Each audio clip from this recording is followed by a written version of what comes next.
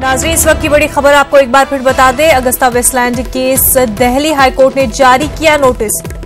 CBI और Christian Michel को अदालत ने जारी किया नोटिस। तिहाड़ जेल ने दिल्ली हाईकोर्ट से रुजू किया था। निचली अदालत के फैसले को तिहाड़ जेल ने चैलेंज किया था। निचली अदालत ने 15 मिनट क्रिश्चियन को फोन कॉल करने की इजाजत दी थी। तिहाड़ जेल ने निचली अदालत के फैसले को जेल मैनुअल के खिलाफ बताया था।